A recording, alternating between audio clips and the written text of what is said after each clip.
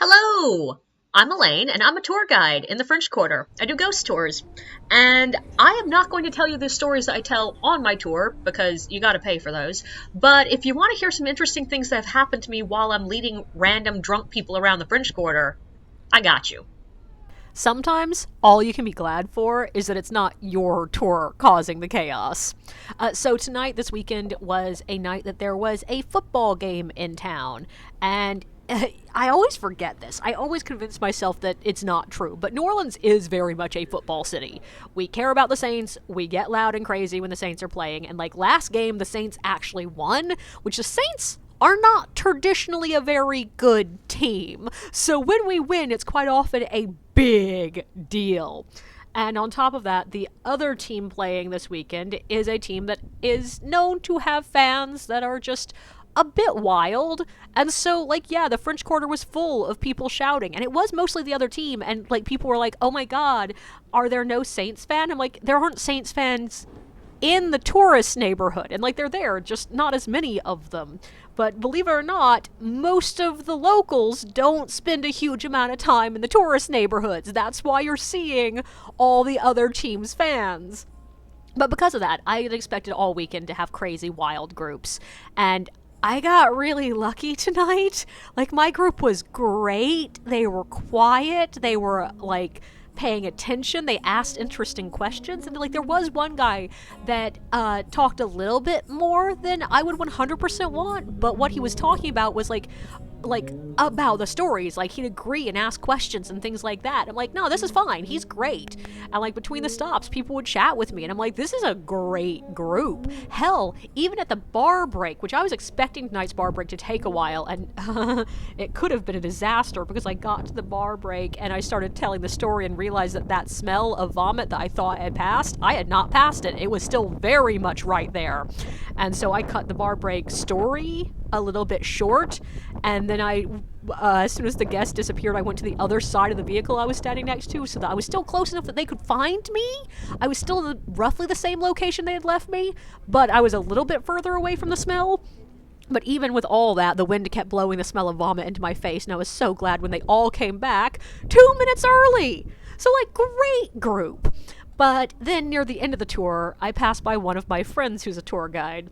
And I first saw her, she was gathered on the corner with her group, and they were a bit more sprawled out than usual, to put it mildly. Like, they were taking up a huge amount of space for not that many guests. And I was just like, okay. And because it's on the corner and I'm going down that street, I can just sort of cut around the group instead of going behind them.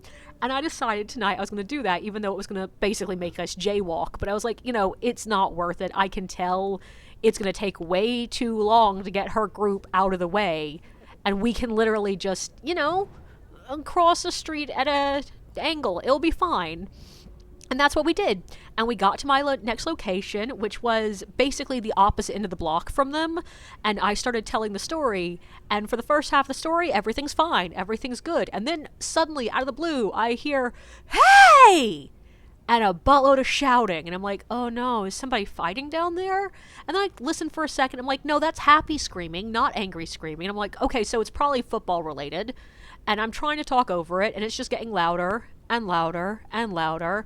And it goes from being like one or two voices to like 5 or 6 voices. And suddenly it felt like, that moment when a concert lets out and suddenly there are so many people walking by you just shouting because they can't hear themselves?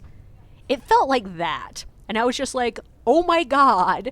And like, I try to keep talking as long as possible, and one of my guests has to step from where they were standing in the back of the group to step around the group right up next to me. And I'm like, y'all can't hear me. So I just stop, and I'm like, I'll finish when they get past.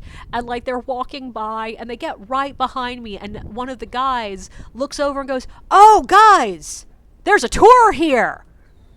And I'm like, no shit. But he like shushes everybody, and I'm like, oh, thank God. And like, I start trying to talk again, and then he's apologizing to my guests at the same time I'm trying to talk, so I pause again. And in that second pause, the group starts shouting again, and there's this girl who's just shouting, "Come back! We ain't out. We're not there yet." And meanwhile, I'm looking over at the tour guide, and she's just sort of standing a few feet away with this look of absolute embarrassment on her face. And I'm just like, I get it. We've all been in there, and I know this group. I know this. You have tried to correct them at least 5 times tonight, and you're so near the end that you're just like, let me get done. I get it. So, of course, I just fell quiet until they were past, and once they were far enough away that we could, hear each other, I continued my story.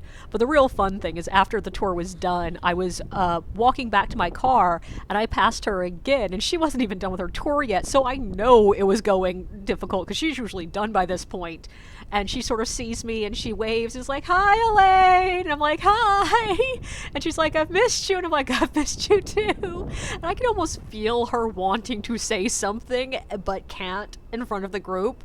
So I'm just like, "You be safe tonight. Have a good evening." And she's like, "I'll try." And I'm like, "Yep."